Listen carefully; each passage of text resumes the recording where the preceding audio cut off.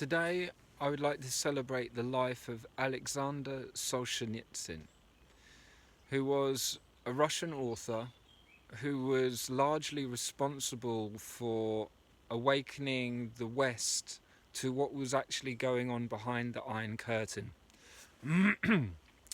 um, there was a time when communism was in its ascendancy in many parts of Europe and the United States. There was a growing membership of the International Communist Party and great sympathy for what Stalin was thought to be doing in Russia.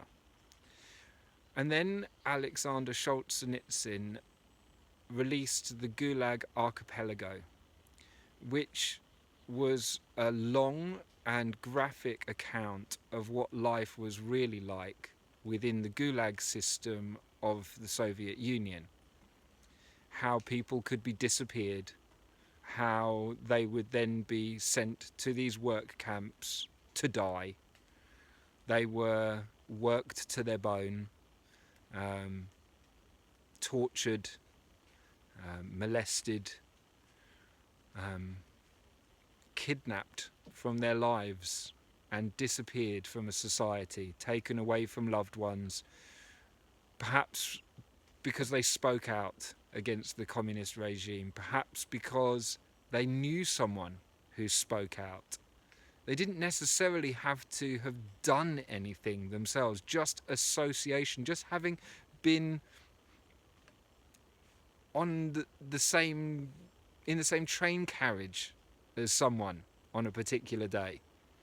They crossed paths with someone who had been already condemned for their anti-communist thoughts or statements or acts, and so they were dispensed with. Aleksandr Solzhenitsyn gave a first-hand account, having visited many gulags, of what went on, of what life was like, but also what led up to that being possible. What was it about the Russian people that led to the creation of that state and allowed so many people to participate in such an evil system? Aleksandr Solzhenitsyn asserted that this Gulag archipelago was the result of people not speaking the truth for a long time, for remaining silent in the face of outrage, for not having spoken up when they could have done. He said, "What's the point of complaining when the secret police come to take you at your door, when you could have complained so many other times?" People quietly listening as someone was kidnapped from their home next door to be taken off to disappear into this system of gulags.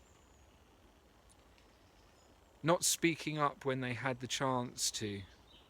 But I suppose at that point the system had already become so corrupt that it was difficult for any individual to see what their voice could do, and they were thinking to protect themselves. But we, it seems to me, are situated in similar times now.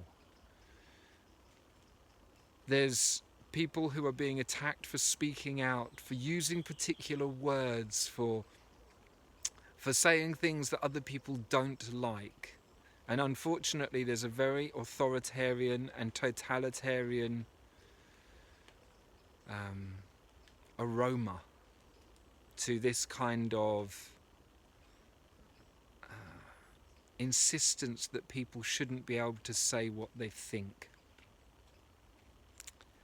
Standing up and speaking out is the greatest power that we have as individuals, and we owe it to ourselves and to our families and to our communities to honour them and the privileges that we've accrued in this life, and to assert our freedoms by speaking what's on our heart.